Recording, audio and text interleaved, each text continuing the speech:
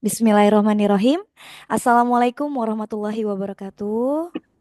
Waalaikumsalam warahmatullahi Waalaikumsalam Salam warahmatullahi warahmatullahi wabarakatuh. wabarakatuh. Yang kami hormati Ibu Tata sebagai narasumber kita yang alhamdulillah hari ini bisa hadir, berkenan hadir untuk membersamai kami mahasiswa Unindra jurusan atau bidang studi bimbingan dan konseling yang pada hari ini kami meminta kesediaan Ibu Tata untuk bersedia diwawancarai oleh kami. Semoga Ibu Tata selalu sehat dalam lindungan Allah dan mudah-mudahan apa yang nanti kita diskusikan hari ini atau yang kita bicarakan hari ini bermanfaat untuk kita semuanya. Dan saya ucapkan terima kasih Bu Tata karena sudah meluangkan waktunya untuk kami semua. Semoga Bu Tata dapat memberikan masukan-masukan terbaik nih untuk kami calon-calon konselor nantinya ya Bu Tata, karena kami Amin, kan insya Allah. berharapnya selesai dari perkuliahan bimbingan konseling ini mudah-mudahan bisa bermanfaat untuk orang banyak, Amin, bisa amin, menjadi konselor atau bisa jadi psikolog seperti Bu Tata ya. amin, Amin. insya Allah. Baik, teman-teman semua, tidak berpanjang kalam karena kita juga terbatas waktunya.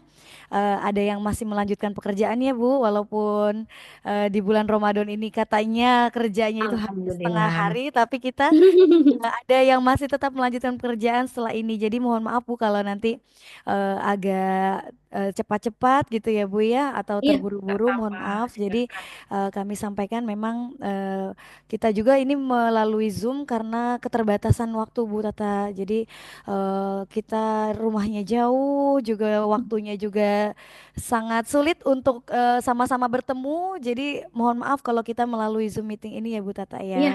tidak apa-apa. Baik, teman-teman semuanya, tak kenal maka tak sayang, maka kita kenalan dulu ya dengan Bu Tata. Kita ngobrol santai tapi serius ya teman-teman ya. Jadi kita nanti ambil, kita serap ilmunya dari Bu Tata karena Bu Tata ini adalah mitra KBT KPKP JIS ya, yang saya tahu di sini ya, karena kan saya bekerja di KBT KPKP JIS.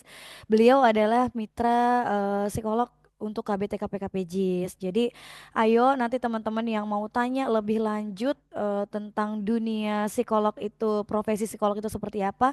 Jadi monggo nanti akan ada waktunya sesi tanya jawab ya teman-teman semuanya ya. Baiklah, mari kita awali kegiatan hari ini dengan bersama membaca basmalah. Bismillahirrahmanirrahim. Dan kami persilakan kepada Ibu Tata untuk perkenalan terlebih dahulu. Oke, baik. Assalamualaikum warahmatullahi wabarakatuh. Waalaikumsalam warahmatullahi wabarakatuh. Ya, selamat siang Ibu Dinda, Ibu Rida, Ibu Yuli, dan Pak Nindi ya. Semoga benar Ya, semua namanya. benar. Oke, perkenalkan saya Luftania Anita, biasa dipanggil Tata, biar lebih mudah ya disebutnya dan diingat gitu. Saya seorang psikolog klinis, tapi berfokus pada kasus anak, jadi bisa disebut psikolog klinis anak gitu.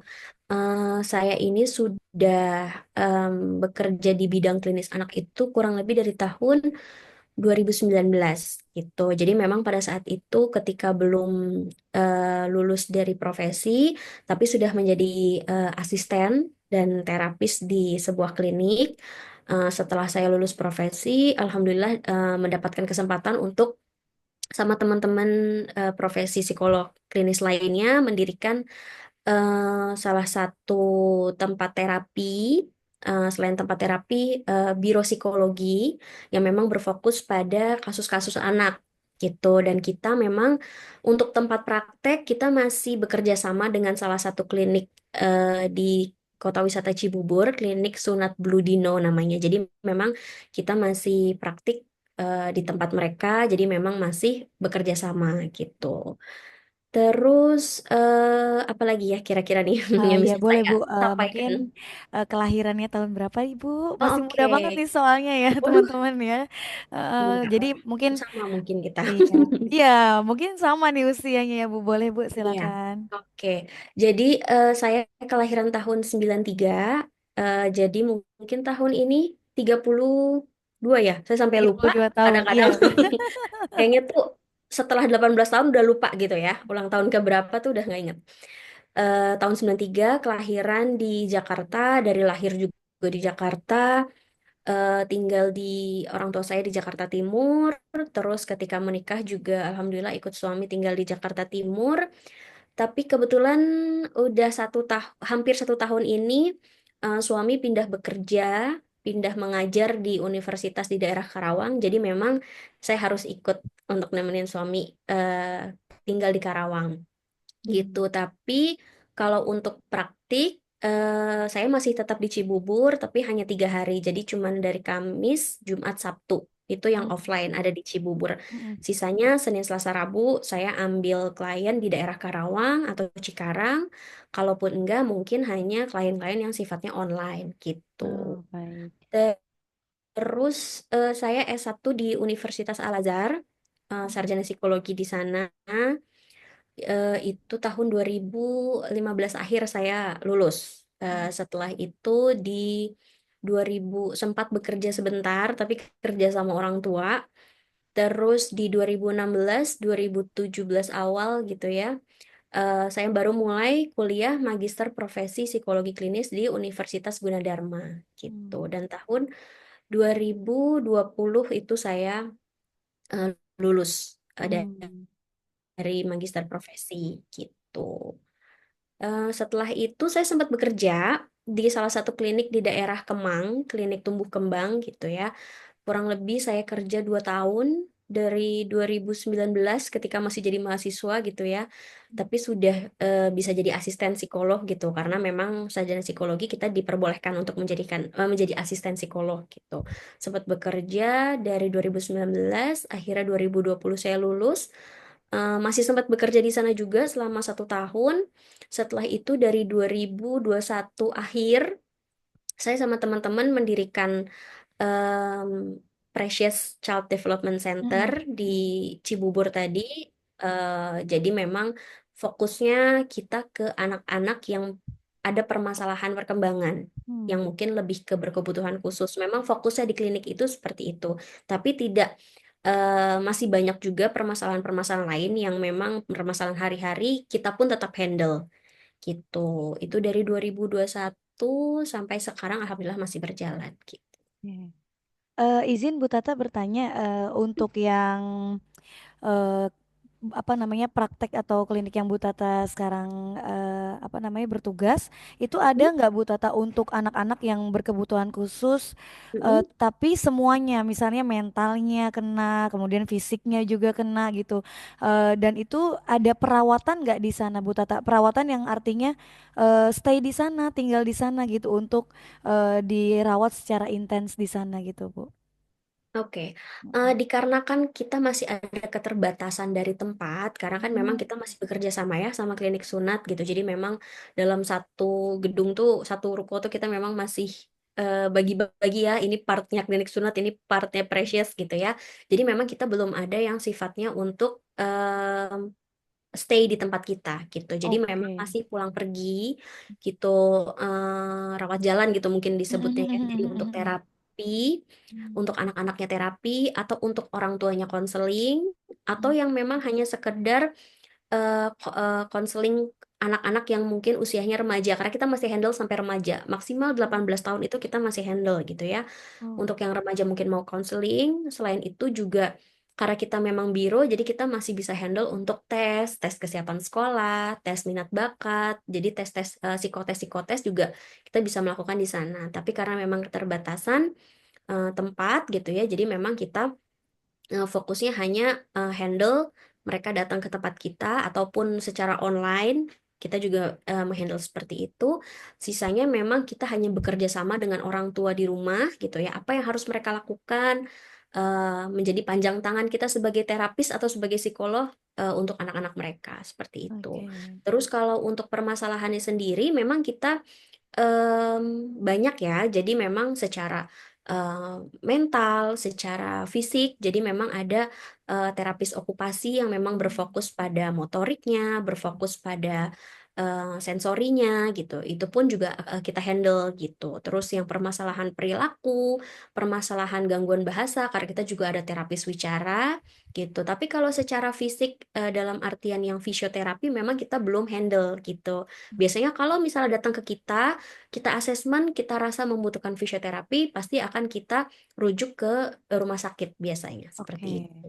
Iya berarti hanya untuk apa Bu? Maksudnya kayak berobat jalan gitu ya kalau untuk yang Betul, saat ini ya. Oke, baik Bu Tata. Mm-mm. Wah, ini menarik sekali Bu Tata. Tentunya akan lebih menarik lagi nih dengan pertanyaan-pertanyaan teman-teman. Jadi kita langsung saja ya Bu Tata ya untuk masuk ke dalam sesi wawancara. Yang Boleh nanti silakan. sesi wawancara ini akan ditanyakan oleh Ibu Yuli, Oke, Ibu Rida, Pak Nindi dan juga saya sendiri. Oke, Langsung silakan. saja ya Bu Tata untuk Oke. pertanyaan pertama atau sesi wawancara pertama ini akan ditanyakan oleh Ibu Yuli. Silakan Ibu Yuli. Assalamualaikum Ibu. Waalaikumsalam warahmatullahi Bu Yuli. Gimana? Izin bertanya ya Ibu ya. Silakan, silakan. Dua pertanyaan boleh Bu? Boleh, tiga juga boleh Bu. Ditampung dulu apa langsung dijawab aja? Em, boleh mungkin langsung kita jawab aja kali ya. Jadi bisa langsung dapat insight dari pertanyaannya. Iya. Jadi satu pertanyaan jawab gitu ya Ya, Bu boleh Tata ya. gitu ya, Oke. nggak apa-apa ya. Oke. Silakan Bu. Yang pertama itu yaitu apa saja tanggung jawab utama yang Ibu lakukan sebagai psikolog dalam profesi Ibu sehari-hari, tindakannya. Oke, tanggung jawab kita ya. Jadi mungkin apa sih yang menjadi em, spesifikasi dari praktek kita sebagai psikolog gitu ya? Kalau kita mau bahas secara umum, psikolog itu kan memang terbagi-bagi ya gitu ya. Ada psikolog klinis, ada psikolog industri organisasi, ada psikolog perkembangan, ada psikolog pendidikan gitu. Tapi memang mungkin yang saya mau fokuskan adalah karena saya lulusan psikolog klinis, saya akan bahas bagaimana sih spesifikasi dari praktik kerja kita yang menjadi tanggung jawab kita tuh apa. Jadi memang sebagai psikolog klinis, terutama psikolog klinis anak, yang menjadi tanggung jawab kita yang bisa kita lakukan adalah lebih ke hal-hal yang sifatnya menilai, gitu ya, mendiagnosa dan memberikan intervensi kepada klien kita, gitu, anak ataupun remaja, gitu. Terus juga memberikan konseling kepada orang tua mereka, gitu. Dan yang terakhir, em, kita juga bisa melakukan yang sifatnya pencegahan. Gitu. Jadi memang kenapa sih kita juga ada melakukan seminar gitu ya untuk anak-anak atau untuk orang tua, guru dan pihak sekolah atau pihak keluarga gitu. Karena itu sifatnya untuk memberikan pencegahan pencegahan terhadap masalah-masalah psikologis yang umumnya dialami sama anak-anak dan remaja gitu. Dan karena kami adalah psikolog klinis yang memang ranahnya di anak, klinik kami, jadi memang kita hanya menghandle anak-anak dan remaja kurang lebih usia dari anak sudah bisa merespon gitu ya, dari usia 1 tahun mungkin ada yang kurang 1 tahun sudah bisa kita cek sampai maksimal biasanya usia 18 tahun itu kita masih handle. Nanti di atas 18 tahun biasanya kita rujuk ke psikolog dewasa, klinis dewasa seperti itu. Itu sih kurang lebih tanggung jawab utama kita gitu ya. Iya, kurang Selanjutnya lebih Bu itu sih. Yuli. Jadi penilaian, Yang diagnosa. kedua Bu ya.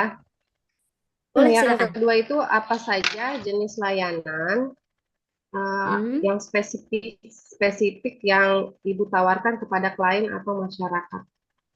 Oke, kalau pelayanan sendiri di tempat klinik kami memang yang kami handle adalah yang pertama adalah asesmen.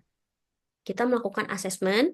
Asesmen itu bisa bersifat asesmen secara general kepada anaknya, atau hanya melihat screening perkembangan. Oh, anaknya kita screening nih, perkembangannya sudah sesuai atau belum nih dengan usianya, gitu ya. Atau kita melakukan asesmen. Asesmen itu kita lakukan dengan psikotes, gitu. Untuk melihat kemampuan, untuk melihat permasalahan, untuk melihat kebutuhan intervensi, gitu.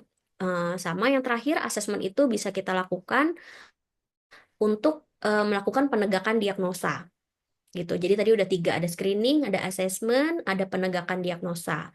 Terus nanti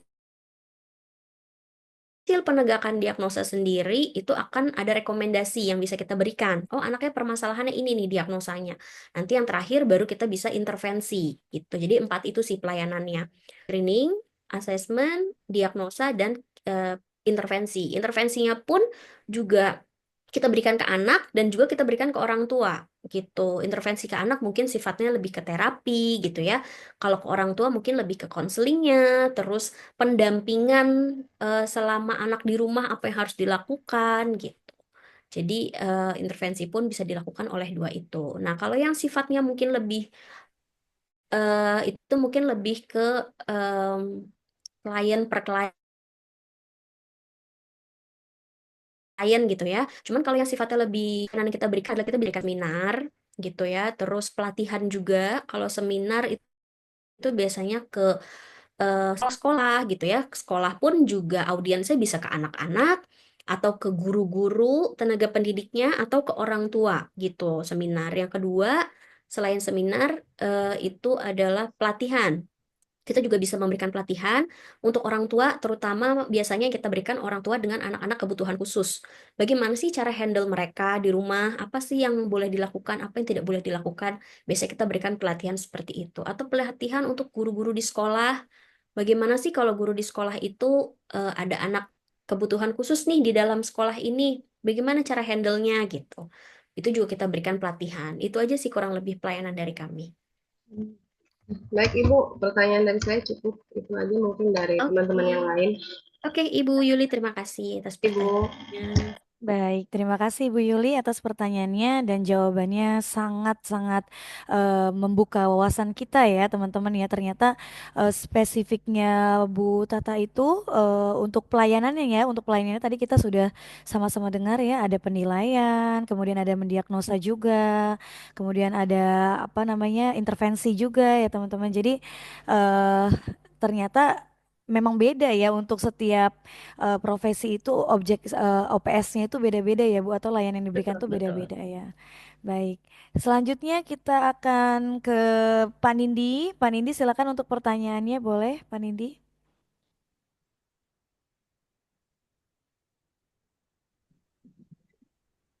Ya, Bu.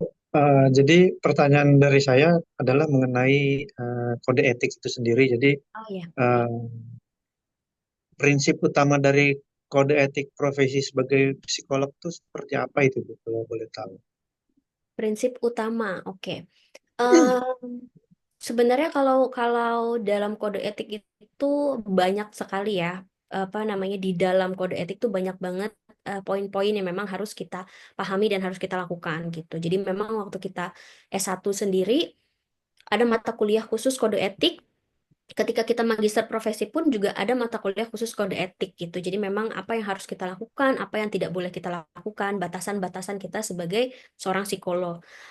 Intinya sih kode etik yang kita pegang mengacu pada kode etik dari HIMSI atau Himpunan Psikologi Indonesia gitu. Jadi dari HIMSI sendiri mengeluarkan kode etik sebagai psikolog itu harus seperti apa, intinya kita mengacu ke sana gitu. Dan selain itu kita juga mengacu secara standar internasional ya dari APA atau American Psychological Association.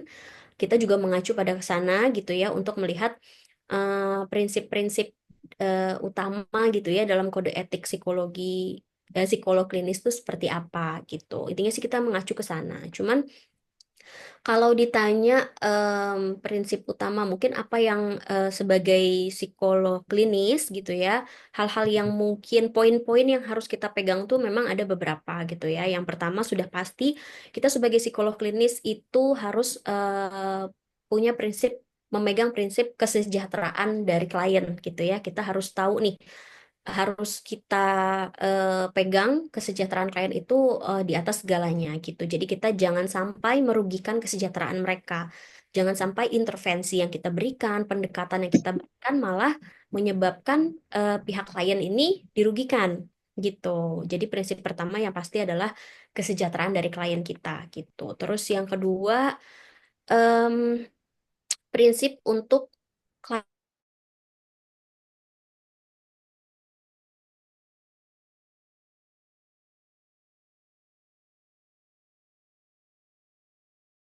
namanya, mengeluarkan pendapatnya gitu. Jadi ketika kita konseling gitu ya, ya kita harus menghormati pendapat mereka. Mungkin tidak sesuai nih dengan ilmu yang kita punya, tidak sesuai dengan idealnya seperti apa, tapi kita harus menghormati karena kita harus tahu kalau setiap klien itu berbeda gitu ya. Mereka mempunyai latar belakang yang berbeda, kasus yang berbeda gitu. Jadi mereka, prinsip kita adalah melindungi hak mereka. Mereka punya hak untuk dihormati, didengar gitu ya.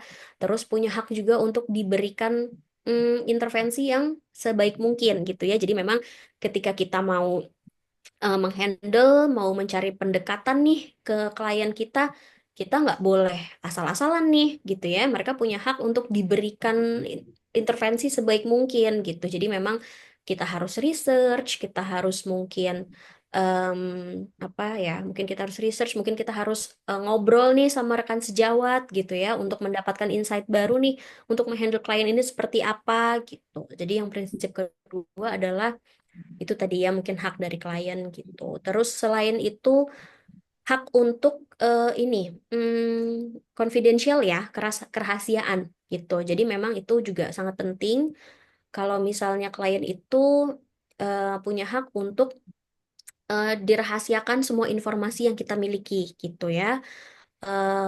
Terus em, kalau misalnya contoh ya, klien kita misalnya remaja, misalnya usianya 17 tahun gitu ya, konseling ke kita gitu. Kita pun punya hak sebetulnya untuk menjaga kerahasiaan dia ke orang tuanya. Padahal ini orang tuanya gitu loh. Karena dia sudah usia yang cukup matang untuk menjelaskan apa yang dia rasakan, untuk mendapatkan insight dari kita gitu ya. Jadi mungkin ada hal-hal yang sifatnya harus kita rahasiakan dari orang tua. Nah, mereka pun punya hak untuk mendapatkan apa namanya, dijaga gitu ya kerahasiaannya gitu, confidential gitu. Terus prinsip apalagi ya, mungkin prinsip dari eh, kompetensi kita sebagai psikolog gitu ya. Prinsip yang keempat, kompetensi kita sebagai psikolog, kita memang harus sesuai kompetensi kita, sesuai dengan kemampuan kita. Contoh, ada klien yang datang ke kita, oh permasalahan ini kita tidak bisa handle, kita harus rujuk ke psikolog lain, atau mungkin ternyata kita rujuknya ke psikiater gitu ya, atau kita rujuknya ke dokter, karena memang harus sesuai dengan kompetensi kita. Jangan sampai demi kita mau handle gitu ya, kita tidak mau kehilangan klien, akhirnya kita merusak kode etik, kita menghandle sesuatu yang di luar kompetensi kita, akhirnya kita handle dengan cara yang tidak tepat gitu. Itu akan merugikan Hmm, klien sendiri baik. gitu. Itu mungkin kurang lebih itu ya, lebih ke Iya, bagaimana hubungan profesional antara psikolog dengan klien, merujuk pada hak-hak klien tadi, baik. sama yang terakhir adalah bagaimana kita bisa membedakan hubungan profesional gitu ya, kita sebagai psikolog dan klien, sama hal-hal yang sifatnya hubungan di luar itu gitu ya. Jadi jangan sampai kita kita menghindari menangani klien-klien yang mungkin punya hubungan di luar ini nih, di luar apa namanya, profesionalitas sama kita. Misalnya kita handle eh, adik kita gitu ya, atau mungkin kita terapi anaknya kakak, atau mungkin Hmm. yang konseling orang tua kita sendiri gitu ya. Hmm. Jadi kita menghindari hal-hal seperti itu Hmm. supaya hubungannya tetap profesional. Jangan sampai ada multiple relationship atau hubungan ganda Hmm. antara hubungan profesional dengan hubungan personal gitu. Itu Oke. sih mungkin kurang lebih Ya. prinsip-prinsip utama. Cuman memang masih banyak banget sudah Iya, pasti ya kode. masih Cuman banyak mungkin ya. itu yang menjadi poin-poin utama aja sih. Ya. Di dalamnya mungkin masih banyak lagi gitu. Itu sih mungkin Pak Nindi. Ah iya, tapi pernah Bu, apa namanya nanganin yang memang benar-benar kenal dan keluarga atau mungkin suaminya dari teman atau istrinya dari Hmm, teman memang mm, mm, curhat mm, itu sendiri apa melakukan mm. konsultasi. Nah, itu gimana Bu untuk Iya, mengatasinya itu? biasanya gini, sesuatu hal yang tidak bisa dipungkiri, alhamdulillah kita punya profesi yang sangat diminati, dicintai oleh masyarakat. Ketika dengar psikolog tuh rasanya, hah, oh psikolog ya, aduh, pengen cerita, pengen curhat, wah langsung gitu ya. Jadi kalau misalnya kita lagi kumpul keluarga, lagi lebaran atau apa tuh, eh, nggak bisa nggak kerja gitu ya. Ada aja yang ditanya gitu kan. Alhamdulillah itu mungkin menjadi eh, plusnya dari pekerjaan kita gitu ya, bisa di apa namanya, mengerti bisa dipercaya gitu ya oleh masyarakat. Tapi kita tetap harus punya batasan. Ketika mungkin keluarga atau mungkin teman gitu ya bertanya, mungkin nggak ada masalah kalau misalnya ini sifatnya ngobrolnya gitu ya atau curhatnya itu tidak formal gitu ya. Jadi sesinya tuh nggak formal seperti kita menghandle klien secara profesional. Jadi mungkin mereka hanya bertanya, oh saya ngalamin ini nih, saya kemarin gini gini gini, oh anak saya gini gini gini gimana ya? Kita boleh aja memberikan saran, memberikan rekomendasi, boleh aja. Tapi yang kita tidak boleh adalah ketika kita merasa, oh ini kayak permasalahannya sudah membutuhkan sesi yang formal, sesi yang profesional. Nah, kita pasti akan rujuk nih, oh ya udah, kayaknya ini anaknya harus di asesmen deh, atau oh kayaknya nih eh, harus konseling yang formal deh. Akan kita rujuk biasanya ke rekan sejawat kita yang lain. Oh, nanti saya kenalin ya, misalnya sama temen yang psikolog juga atau rekan sejawat di klinik yang psikolog juga gitu. Biasanya kita rujuk gitu. Jadi kalau yang sifatnya kenal ya kita sifatnya tuh hanya seperti ya kayak ngobrol, ngasih rekomendasi saran aja. Tapi kalau kita handle secara formal, konselingnya secara formal atau kita asesmen atau kita apa biasanya itu kita hindari. Hmm. Seperti itu sih, Oh, Pak. iya. Nah, kemudian pertanyaan berikutnya nih, Bu. Jadi kalau untuk dari psikolog ini apa ada pelatihan berkelanjutan untuk apa namanya menjaga kompetensi di bidang ini? Jadi kan Mm-mm. kayak misalkan zamannya mungkin zaman kita zaman generasi X, Y, milenial dan Mm-mm, sampai mm-mm. sekarang yang generasi alpha itu kan mungkin kan penanganannya berbeda-beda ya. Apa itu akan ada terus apa pelatihan-pelatihan yang memang dibutuhkan untuk itu gitu. Mm-mm.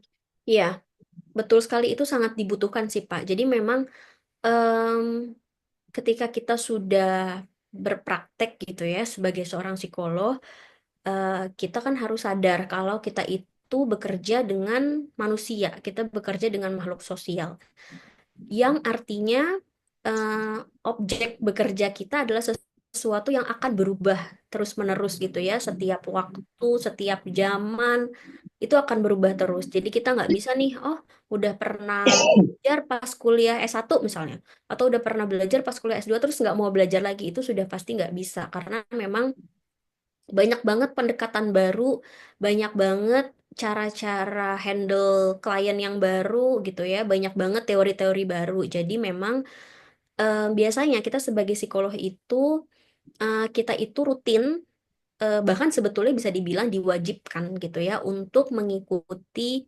seminar-seminar gitu ya, seminar-seminar tapi yang sifatnya lebih ke pembahasan kasus gitu. Misalnya Hmm. ada seminar tentang kasus anak-anak autism, anak-anak ASD gitu ya, autism spectrum disorder. Oke, seminar tentang ASD ini adalah untuk membahas permasalahan anak ASD di bidang kognitifnya misalnya. Ya kita ikut kalau memang kita praktek di ranah itu kita ikut gitu ya, untuk kita ikut seminar untuk kita lihat oh permasalahan kognitif misalnya. Oke, eh, kalau zaman dulu mungkin psikotesnya cara cara asesmennya begini. Oh mungkin sekarang asesmennya ada apa namanya alat tes yang baru gitu ya, atau yang mungkin lebih spesifik atau apa ya kita harus pelajari itu gitu ya.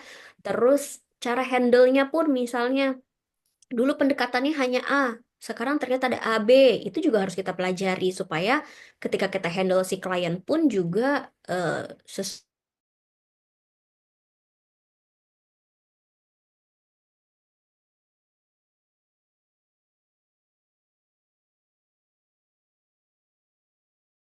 gitu ya, sesuai dengan Hmm. lingkungan klien saat ini. Nah, gitu. Dan memang kita diwajibkan sih sebenarnya untuk mengikuti gitu ya. Jadi kayak ada sistemnya tuh kayak ada SKS gitu ya. Kalau misalnya di Hmm. kampus gitu nih ada SKP namanya. Jadi memang yang harus kita Bukan kejar ya, mungkin ya harus kita kumpulkan lah sebanyak mungkin nih kompetensi-kompetensi untuk profesi kita gitu kurang lebihnya Pak. Oke. Mungkin cukup dari saya, Bu. Bisa Ya, Baik. dilanjutkan sama baik, teman-teman yang terima Ya, lain. kasih terima Pak kasih Nindi Pak atas Nindi pertanyaannya. untuk pertanyaannya. Lanjut ya Bu, Bu Tata semoga Silakan. masih semangat ya Bu ya untuk Alhamdulillah, membersamai insya kami Allah ya. semangat. Ini semakin panas nih pertanyaannya nih. Ya, iya, Coba iya. sekarang kita ke Ibu Rida ya. Silakan Ibu Rida. Ya, silakan. Assalamualaikum warahmatullahi wabarakatuh, Ibu. Waalaikumsalam warahmatullahi wabarakatuh, Ibu Rida. Ya, Ibu kan tadi di awal pernah ada bilang kalau untuk permasalahannya itu kan tentang mental dan fisik juga ya, Bu ya, untuk ke anak. Nah, di sini yang saya mau tanyakan kan tadi Ibu fisik biasanya itu dirujuk ke rumah sakit ya, Bu Betul, ya. betul. Nah, kalau saya boleh minta Ibu Hmm? berikan contoh gitu ya, Bu ya, untuk operasi lintas profesi ini tidak, Bu, gitu. Dari Ibu terus dirujuk Oke. ke rumah sakit gitu. Ya, Berikan terima contohnya. kasih. Terima kasih, Oke. Bu. Mungkin kalau misalnya kita mau bahas kasus mungkin banyak ya, macam-macam. Cuman kalau umumnya kolaborasi kita dengan pihak profesi lain itu kan biasanya kita kolaborasi itu sebagai psikolog sudah pasti sama. Kalau di klinik kita alhamdulillah sudah ada terapis. Ada terapis wicara, ada terapis okupasi dan terapis perilaku gitu ya. Itu sudah pasti kita bekerja sama dengan mereka. Nah, tapi kalau ternyata klien yang datang ke kita em, tidak bisa dihandle nih oleh keempat profesi yang ada di klinik, yaitu psikolog, terapis wicara, terapis perilaku, terapis okupasi, tidak bisa kita handle, biasanya kita pasti rujuk. Rujuk itu biasanya yang menjadi kolaborasi, yang berkolaborasi sama kita tuh biasanya dokter, terutama dokter spesialis anak ya, karena kan memang klinik kita anak gitu, dokter spesialis anak, terus fisioterapis biasanya gitu ya. Biasanya sih itu sih kalau yang di rumah sakit. Nah, biasanya contohnya misalnya ada anak yang datang ke kita, orang tuanya sama sekali belum tahu nih permasalahan anaknya apa gitu. Maksudnya diagnosa anaknya apa. Cuman ada mengeluhkan anak saya ada kok kayaknya sudah usianya sudah cukup matang gitu ya. Biasanya anak usia segini sudah jalan, kok anak saya merangkak aja belum misalnya. Kok anak saya kayaknya secara motorik biasanya umur segini tuh udah bisa megang benda. Kok ini kayaknya belum bisa ya gitu. Kayak kemampuan gerak motorik halusnya kok kayaknya belum. Motorik kasarnya mungkin dia jalannya merangkaknya masih belum bisa. Padahal di usia segini anak lain udah lari misalnya. Gitu ya. Nah, biasanya datang ke kita. Oke, biasanya kita tetap apapun yang kita lihat kita rasa oh ini sepertinya kita nggak bisa handle tapi tetap kita tampung dulu gitu ya karena kan memang balik lagi ke tadi itu adalah hak dari setiap klien ya untuk didengar untuk mendapatkan pelayanan seperti yang mereka harapkan gitu.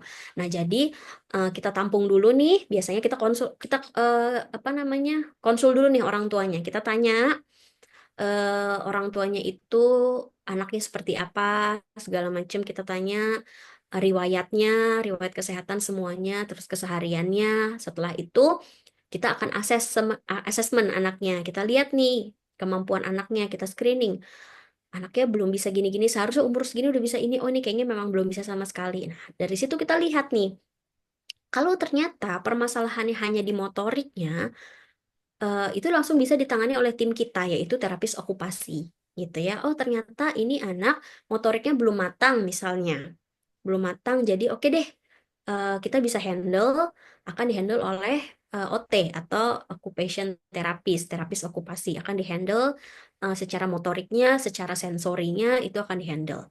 Nah, tapi kalau ternyata kita lihat nih, karena kita ketika asesmen itu kan kita harus terintegrasi ya, jadi memang sebagai psikolog dan sebagai terapis itu semua ada gitu. Jadi, tapi ternyata sorry, ternyata terapis okupasinya bilang, oh nih kayaknya permasalahannya bukan di motorik nih, bukan di sensori.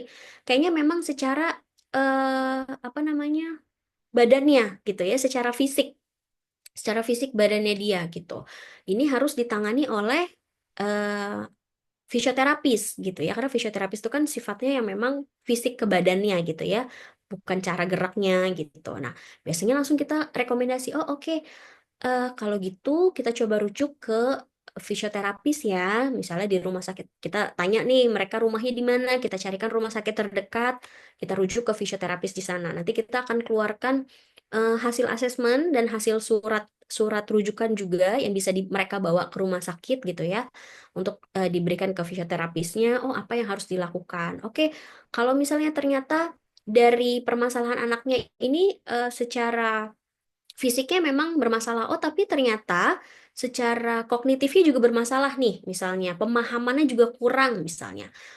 Nah, kolaborasi kita di situ. Kita memang merujuk ke fisioterapis untuk di-handle secara fisiknya.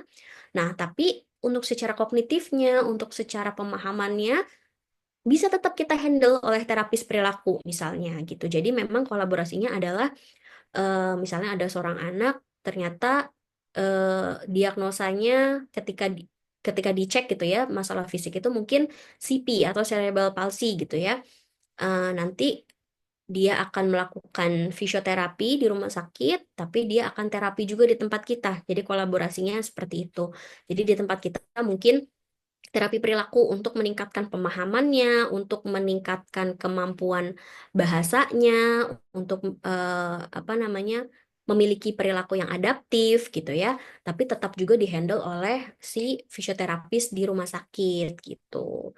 Kalau dibilang keberhasilan, ya itu salah satu contoh kasus ya yang cukup menurut kami cukup cukup oke, hasilnya cukup berhasil karena memang anak yang mungkin tadinya sangat minim gitu ya eh, ada progres gitu ya, berprogres karena memang terapi di tempat kita, tapi dibarengi juga dengan fisioterapi di rumah sakit seperti itu.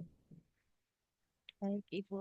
Menarik banget ya, Bu ya. Makasih banyak untuk Iya. jawabannya. Sama satu lagi, Ibu, kan tadi kan dengan Ibu cerita-cerita seperti itu pengalaman ya. Mm-mm. Ini saya pengen tahu pengalaman yang sangat berkesan gitu ya, Bu ya, dari kasus yang Ibu pernah tangani itu apa ya, Bu ya? Mungkin Ibu bisa cerita sedikit gitu, Bu.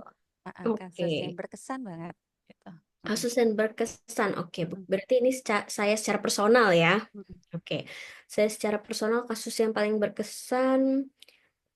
Ya alhamdulillah semua berkesan, tapi memang beberapa kasus yang menurut saya paling berkesan ketika saya bekerja dengan anak ASD, anak autism gitu ya.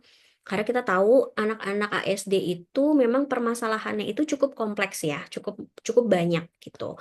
Mereka masalah di emosinya, masalah di perilakunya, di kognitifnya, di motoriknya gitu. Jadi memang apa namanya ranah masalah mereka tuh cukup banyak gitu. Jadi ketika mereka datang ke kita, anak ASD yang mungkin sangat amat masih belum terkontrol gitu ya. Kalau di bahasanya kita sebagai psikolog anak atau terapis anak gitu ya, anak yang masih baru datang tuh masih kayak peluru lepas gitu ya, masih wah lari sana lari sini, oh benar-benar tak terkontrol, bisa naik meja, naik apa, bisa manjat, bisa lari sana lari sini, benar-benar nggak kekontrol sama sekali gitu ya. Mereka biasanya datang ke tempat kita masih dalam keadaan seperti itu gitu. Terus yang berkesan adalah ketika kita handle gitu ya. Kebetulan saya sebagai psikolog, tapi di klinik pun saya bekerja sebagai sebagai terapis perilaku gitu ya. Saya double job di sana. Jadi ketika saya jadi psikolog, mungkin saya hanya ranah saya memberikan konseling sama orang tua, mendiagnosa dan memberikan saran intervensi. Nanti ketika saya menjadi terapis perilaku, saya memberikan intervensinya. Nah, yang berkesan adalah ketika memberikan intervensi. Memberikan intervensi anak ASD gitu ya yang masih belum terkontrol sudah pasti babak belur, cakaran, gigitan di mana-mana, terus ditimpuk mainan apa wah itu udah hal-hal makanan hari-hari lah kita sebagai terapis perilaku gitu ya. Jadi mungkin itu yang cukup berkesan buat kita bagaimana kita babak belur gitu ya, babak belur secara fisik gitu ya, ketika handle anak-anak yang memang masih tantrum, masih menyakiti orang lain, masih menyakiti diri sendiri, atau mungkin masih apa merusak barang gitu, ngelempar barang apa segala macem gitu. Itu sih yang cukup berkesan. Tapi yang paling berkesannya lagi adalah ketika bekerja sama dengan orang tuanya, seperti tadi saya ngobrol sama Bu Dinda. orang tua tuh sangat macem-macem. Ada yang masih denial, anaknya bermasalah tapi enggak, anak saya begini cuman ini aja, cuman gitu ya. Ada yang oke nggak denial, udah acceptance gitu ya, udah tahu anak saya misalnya ASD gitu. Tapi nggak sabaran, Bu, kayaknya udah beberapa kali terapi kok anak saya nggak ada perubahan ya gitu. Sedangkan kan kita tahu ya, proses terapi itu sifatnya ya personal, setiap anak beda-beda. Ada yang satu dua kali langsung ada progres, ada yang berbulan-bulan bertahun-tahun baru ada progres gitu ya. Itu pun juga sangat berkesan bagaimana kita sama orang tuanya gitu ya. Terus yang terakhir ketika em, ketemu anak tadi dari masih tak terkontrol, kita handle babak belur juga dengan orang tuanya, tapi yang paling berkesan adalah ketika kita melihat progresnya mereka gitu ya. Bagaimana kita melihat mereka berkembang. Kita itu sebagai terapis selalu memegang eh, apa namanya, selalu selalu meyakini gitu ya kalau misalnya kita itu bertumbuh bersama anaknya gitu ya. Jadi setiap kita melakukan terapi kita bertumbuh bareng gitu. Kita pun belajar, dia pun belajar gitu. Jadi yang sangat berkesan adalah itu sih handle anak-anak ASD gitu ya. Dari yang mereka masih sangat minim sampai akhirnya mereka berprogres, dari yang mereka disebutnya peluru lepas sampai mereka bisa duduk tenang, melakukan aktivitas yang tadinya belum bisa bicara, sudah bisa mengungkapkan apa yang mereka mau. Itu sih yang paling berkesan buat saya. Gitu. Terima kasih Bu ya untuk Ya, jawabannya. Bu Rida, Ah, sama-sama. ya. Ibu Ariana mau Cukup, cukup Ibu Rida pertanyaannya. Iya, Cukup. baik. Masya Allah, semakin apa ya, seru ya teman-teman ya. Ternyata dunia psikolog itu seperti itu teman-teman. Nah, kita makanya tadi disampaikan di awal, kita banyak belajar ya nanti dari habis wawancara ini pastinya banyak pengetahuan-pengetahuan baru untuk kita. Sehingga nanti mungkin ya Bu Tata ya, ada teman-teman yang berminat mungkin nanti jadi psikolog bisa Amin, melanjutkan amin. studinya ya kan, karena sudah ada bayangan nih dari Bu Tata nih, Betul, gimana betul. dunia psikolog itu. Oke, Bu Tata mungkin ini pertanyaan terakhir sih ya Bu dari Ya, saya gitu ya. Sebelum nanti mungkin setelah sesi wawancara selesai, mungkin ada teman-teman yang mau bertanya lagi, kita akan boleh. persilakan gitu ya Bu. Baik, Bu Tata ini kalau saya tentang keprofesionalan sih Ibu Tata. Jadi Ya, kan namanya setiap kerjaan itu kan pasti ada resikonya ya gitu. ya, betul. Kemudian ada juga isu-isu yang berkembang di luar sana gitu ya, baik sebagai seorang guru, dokter, Hmm, psikolog, konselor maupun yang lainnya. Nah, pertanyaan saya, ada tidak Bu Tata isu terkini yang sedang dihadapi oleh profesi psikolog seperti itu? Oh, terkini ya, oke. Berarti Ya, melihat fenomena zaman zaman betul. sekarang ini ya, saat ini Iya, ya. heeh. Oke, oke. Kalau dalam fenomena sekarang yang paling menurut saya pribadi cukup meresahkan itu adalah isu terhadap teknologi pastinya, gitu ya. Hmm. Dan teknologi ini banyak ya. Kalau misalnya untuk anak-anaknya, bagaimana banyak sekali anak-anak yang mengalami permasalahan-permasalahan apa namanya psikis gitu ya, dikarenakan eh, apa namanya teknologi. Mungkin anak yang akhirnya terlalu tidak bisa jauh dari gadget gitu ya, akhirnya Hmm. akan menumbuhkan apa namanya banyak anak-anak yang akhirnya jadi bermasalah lah intinya dari situ Mm-mm. teknologi gitu ya. Terus mungkin akhirnya banyak sekali yang kita temukan anak jadi speech delay lah gara-gara Mm-mm. terlalu sering screen time gitu ya, atau ada masalah fokus gitu yang akhirnya Mm-mm. berpengaruh ke kognitif mereka gitu. Mm-mm. Ada juga ada masalah perilaku, mungkin yang sudah mulai agak besar nih, yang sudah terlalu fokus main game gitu, akhirnya ke mentalnya pun juga kena ketika game itu dihilangkan, mentality mereka pun juga ikutan drop gitu. Terus Oh. ada juga permasalahan teknologi yang menyebabkan anak juga jadi tidak mau bersosialisasi gitu ya. Mm-mm. Jadi menghindar dari sosial karena mereka sudah merasa nyaman aja gitu dengan gadget, jadi tidak perlu bersosialisasi lagi gitu. Mm. Itu sih isu Jadi yang teknologi. terkini ya, itu yang terupdate ya Bu. Hmm, iya, gitu. Berarti kaitannya dengan berkembangnya teknologi gitu ya Bu Tata ya. Teknologi. Kalau itu Oh. mungkin ke klien anak-anaknya ya. Mm-mm. Kalau ke orang tuanya atau klien Mm-mm. yang dewasa, itu isu teknologi yang banyak sekali kita lihat adalah banyak banget informasi-informasi yang salah gitu ya. Mm-mm. Informasi-informasi yang salah yang ya zaman sekarang teknologi itu kan sesuatu yang tidak bisa kita kontrol ya, media sosial gitu ya. Di Betul. Instagram lah, di Facebook lah, di TikTok lah, di mana-mana tuh kan udah banyak banget orang dengan mudahnya memberikan informasi. Nah, yang menjadi isunya adalah bagaimana kita menghadapi klien-klien yang dengan mudahnya Hmm. mempercayai informasi tersebut gitu. Iya, iya, iya. Kan belum tentu informasinya benar, tidak sesuai Mm. dengan kajian ilmiah yang sesungguhnya gitu ya, yang tidak sesuai dengan mungkin teori-teori yang dimiliki oleh para psikolog, konselor ataupun dokter misalnya. Jadi ya tidak sesuai gitu. Jadi banyak Mm. banget juga yang datang ke kita terus merasa gini gini gini gini, terus mereka sudah tahu informasi ini dari media sosial, padahal informasi itu salah. Tapi Mm. yang menjadi isu adalah karena itu menjadi paparan hari-hari mereka, ya mereka akan lebih mudah memahami itu dan mempercayai itu dibanding kita gitu. Iya, iya. Jadi mungkin salah satu contoh fenomena kasus terkini banget yang memang kemarin sampai HIMSI gitu ya, Himpunan Psikologi Indonesia Mm. sampai membuat em, apa sih, bukan pertemuan ya, jadi kayak ada seminar gitu ya, pembahasan Mm. para psikolog-psikolog, terutama yang memang berfokus pada perkembangan anak, itu adalah tes sidik jari. Oh. Nah, itu lagi isu yang cukup happening nih di para psikolog gitu ya. Mm. Dikarenakan banyak sekolah-sekolah, banyak orang tua yang mempercayai tes itu gitu. Tes sidik Mm. jari untuk melihat katanya bisa melihat minat bakat anak, bisa lihat personality anak gitu ya, bisa melihat permasalahan anak, kekurangan kelebihannya gitu. Yang sebenarnya adalah em, itu tidak sesuai dengan dengan kaji. Maksudnya belum belum ada teori ilmiahnya nih gitu ya. Itu tidak bisa menggantikan psikotes apa yang kita lakukan atau asesmen yang dilakukan oleh para psikolog dan dokter gitu.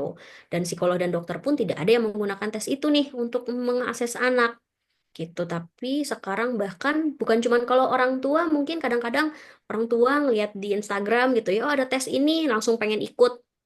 Karena mungkin minimnya pengetahuan mereka gitu ya. Mm. Tapi yang sangat kita sayangkan adalah banyak nggak hanya orang tua, tapi sekolah. Jadi yang melakukan tes itu sekolah gitu loh. Jadi tiba-tiba orang tua dikasih tahu, Bu, besok anak saya di sekolah ada tes sidik jari gitu.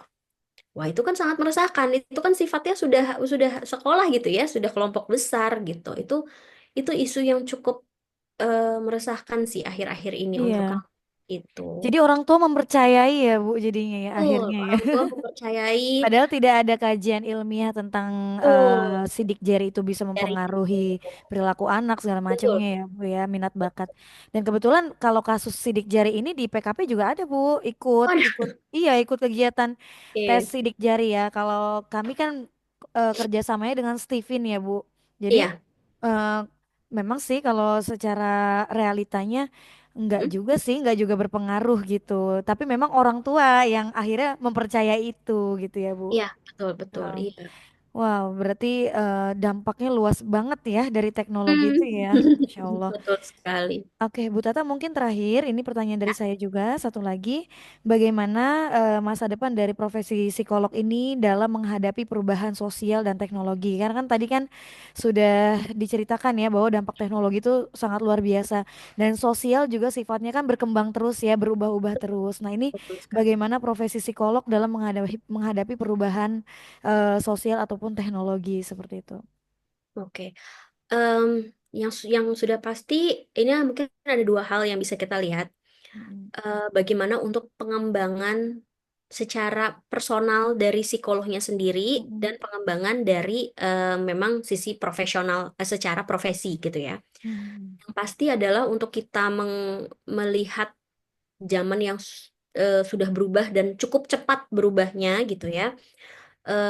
Kurang lebih mungkin seperti yang tadi Pak Nindi tanya ya, kita harus terus mengupdate kita punya Mm. skill, mengupdate kita punya kompetensi, mengikuti seminar, mengikuti Latihan ya. pelatihan gitu ya, supaya kita selalu terupdate nih dengan situasi terkini. Kita tahu nih zaman sekarang tuh zaman lagi kayak gimana sih? Mm-mm. Anak-anak sekarang tuh apa sih yang mereka sukai, apa yang mereka tidak sukai gitu ya.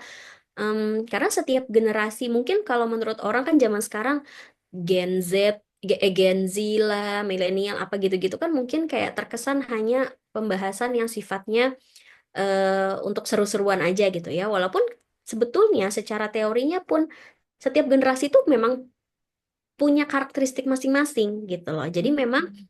ketika kita mau handle si generasi ini, kita harus tahu nih generasi ini tuh memang kriterianya nih mereka seperti apa gitu ya.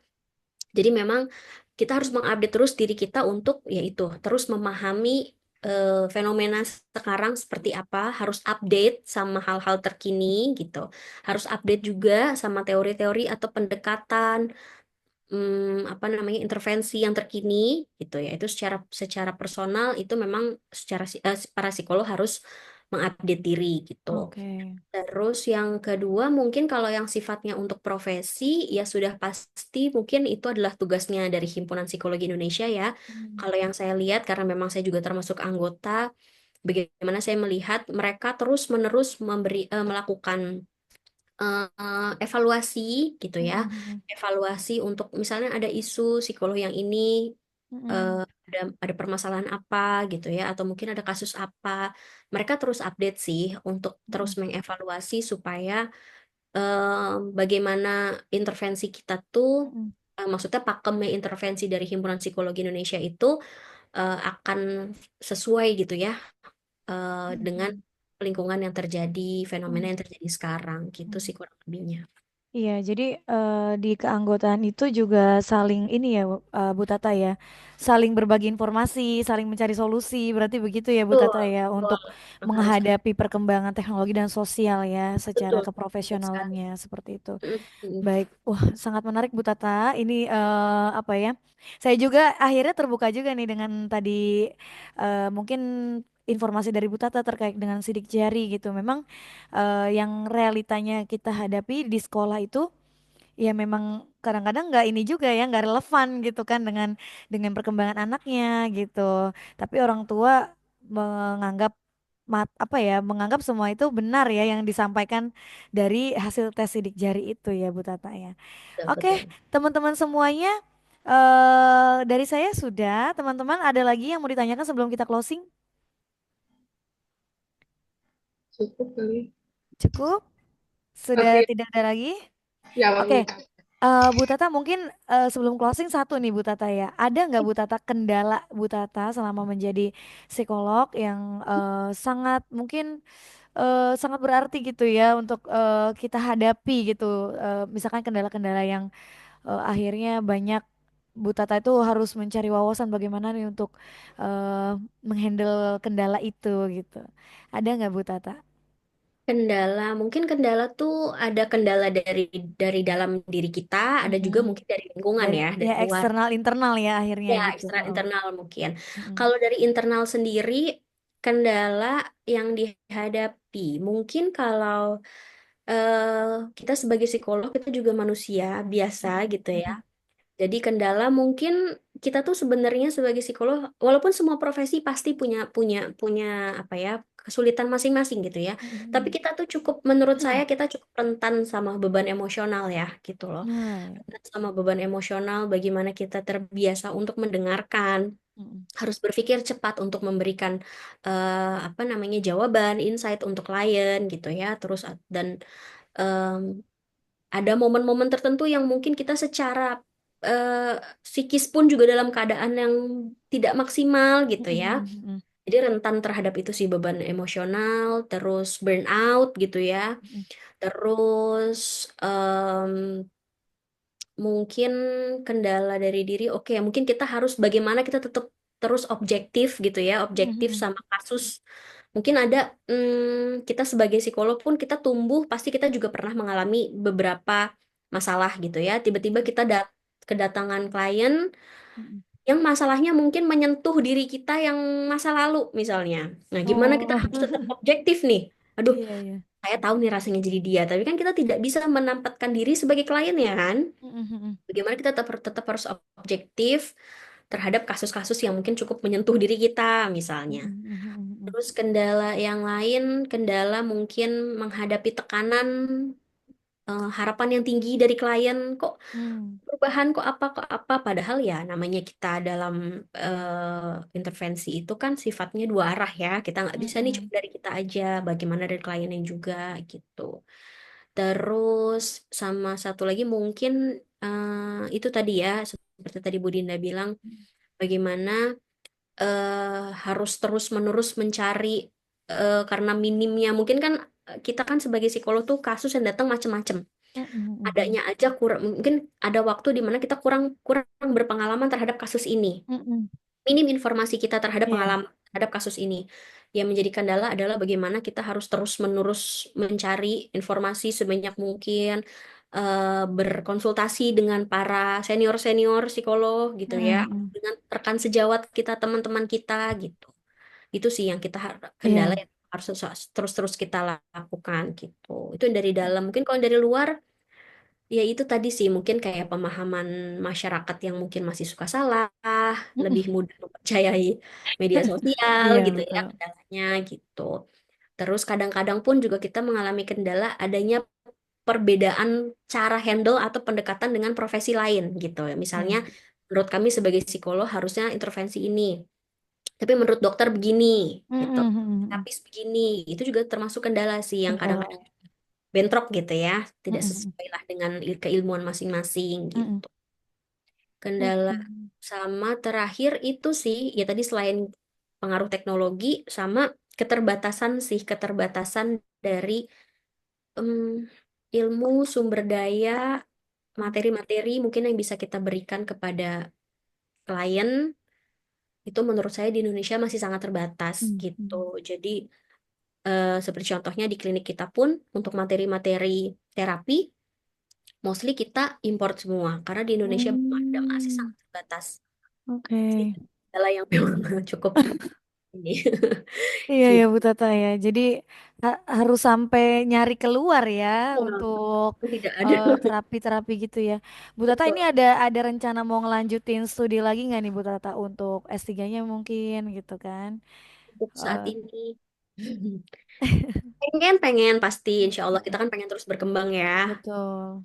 terus berkembang. Cuman mungkin kalau untuk saat ini masih enjoy dengan yang sekarang Berarti dikerjakan. hitungannya sudah berapa tahun nih Bu Tata berkecimpung di psikolog ini di dunia Kalau psikolog? dia psikologi klinis anak tuh Ya, ya. 2011, pertengahan 2019, Hmm. 21, 22, 23, 24 tuh ya hampir ya berarti Ya, gitu. oke, Masya Allah. Berarti udah banyak banget pengalamannya ini. Makanya enak banget ngobrol sama Bu Tata nih karena langsung twing twing twing ini di kepala saya. Apalagi kita ini kan notabene kan guru ya. Jadi Iya, iya. kami ini guru gitu kan. Jadi ketika ngobrol sama Bu Tata wawasan baru untuk kita dan mudah-mudahan ketika nanti ada semacam kendala gitu ya di sekolah, ya kita karena udah pernah ngobrol juga dengan psikolog bisa maksudnya untuk merekomendasikan gitu. Karena jujur aja Bu Tata kan kita kalau guru itu kan kalau udah ranahnya misalnya ke arah klinis gitu ya atau yang tadi harus membutuhkan kalau di BK itu alih tangan kasus gitu ya. Jadi Oh, iya jadi kayak misalkan kayaknya harus butuh bantuan ahli nih psikolog gitu. Jadi kita bisa nih merekomendasikan ke orang tua yang membutuhkan seperti itu Bu Tata. Karena kita kan sudah paham nih arahnya. Kalau kita ngobrol ke psikolog tuh nanti akan ada apa namanya insight apa gitu kan. Jadi ini menurut saya sangat bermanfaat banget wawancara hari ini dan pastinya juga teman-teman merasakan manfaat yang sama yang mudah-mudahan nanti ke depannya untuk para orang tua yang masih mempercayai dunia teknologi dengan mudahnya gitu ya. Saya berharapnya lebih baik bicara ke psikolog aja karena kan kalau psikolog kita kan manusia ketemu manusia gitu ya Bu Tata ya, dua arah. Jadi lebih lebih nyambung, lebih dari hati ke hati ketimbang harus mempercayai yang ada di apa namanya kutipan-kutipan yang ada di sosial media kayak gitu. Oke, teman-teman semuanya mungkin cukup ya untuk sesi wawancara hari ini. ini Bu Tata, saya mewakili teman-teman dari kampus Unindra, mahasiswa Unindra, Prodi Bimbingan Konseling mengucapkan terima kasih banyak atas kesediaannya Bu Tata untuk meluangkan waktunya diwawancarai oleh kami. Wawancara kali ini terkait dengan mata kuliah pengembangan profesi konseling Bu Tata. Jadi kenapa kita pengen tahu banget tentang profesinya Bu Tata karena ini memang terkait dengan pengembangan profesi seperti itu Bu Oh, Tata. Di mana yang kita tuh diminta oleh dosen kita untuk membedakan OPS dari masing-masing hmm, profesi gitu. tes. Jadi biar nggak sembarangan gitu ya kalau misalnya konselor tuh bisanya sampai di mana gitu, bolehnya sampai di mana pelayanannya. Nah kalau psikolog tuh sampai di mana gitu. Jadi kita nggak boleh karena kan ada ya gitu orang dengan mudahnya, ih kamu ini ya ADHD ya, ih kamu ini ya gitu. Hmm, Jadi melabel gitu ya, akhirnya melabel. Nah itu kan yang tidak diperkenankan ya, karena kan setiap profesi itu sudah ada ibaratnya ranah-ranahnya untuk apa namanya melakukan pelayanan gitu. Jadi harapan dari pertemuan kita hari ini memang salah satunya itu Bu Tata, kita jadi bisa membedakan. Kalau psikolog itu bagaimana ranahnya, kalau BK itu bagaimana ranahnya. Pun nanti setelah dengan Bu Tata kami juga ke narsum yang kedua Bu Tata. Jadi ada lagi narsum kedua yaitu dokter anak gitu ya. Kemudian nanti ada lagi narsum ketiga. Jadi kita memang diminta bertemu dengan tiga narsum yang terkait dengan professional helper, tetapi tidak boleh konselor gitu kata dosen kami ya. Jadi alhamdulillah TKPKP punya mitra psikolog yaitu Bu Tata. Saya bersyukur sekali dimudahkan jalannya ya oleh Allah untuk kita bertemu hari ini. Bu Tata, terima kasih banyak sekali lagi atas waktunya, atas pengetahuan-pengetahuannya yang diberikan kepada kami. Semoga Bu Tata sehat selalu, sukses selalu dalam mengembangkan karirnya dan Amin. mudah-mudahan kami semua nih di sini bisa nantinya menjadi professional helper seperti Ibu Tata seperti itu. Amin. Teman-teman ada lagi yang mau disampaikan? Udah Cukup ya. cukup, Bu. Iya, kita Iya. foto dulu mungkin ya Bu Tata ya iya. untuk dokumentasi kita. Oke, boleh saya hitung ya. Satu, dua, dan tiga. Oke, sekali lagi. Satu, dua, dan tiga. Baik, Bu Tata, terima kasih banyak sekali lagi Bu Tata. Mudah-mudahan pertemuan kita hari ini bukan menjadi yang terakhir ya Bu Tata ya. Iya. Mudah-mudahan kalau suatu hari gitu ya kita membutuhkan bantuan lagi dari Bu Tata, mudah-mudahan Bu Tata masih berkenan untuk membantu Boleh. kami dan mudah-mudahan nih teman-teman guru yang bertugas di sekolah kalau misalkan butuh bantuan profesional atau ahli bisa eh, ke Bu Tata nih gitu kan karena kita sudah saling mengenal gitu ya. Terima Baik, terima kasih Bu Tata. Terima Sama, kasih terima juga kasih. untuk teman-teman yang sudah berkenan hadir. Mudah-mudahan kita nanti bisa lulus dengan hasil maksimal, Amin, ya amin, kan? Kemudian Amin. juga nanti mudah-mudahan bisa menggapai mimpi kita masing-masing, amin. yang insya Allah mimpi kita akan sangat mulia seperti Bu Tata untuk bermanfaat ya, bermanfaat untuk orang banyak seperti itu. Baik, terima kasih. Saya akhiri pertemuan kita hari ini. Mari kita tutup dengan membaca hamdalah. Alhamdulillahirabbil alamin. Alhamdulillah. Billahi taufiq wal hidayah. Wassalamualaikum warahmatullahi wabarakatuh. Salam. Waalaikumsalam warahmatullahi wabarakatuh. Izin saya Terima kasih, akhiri Bu. ya Bu Tata. Terima Terima kasih. kasih Banyak Bu Tata. semuanya.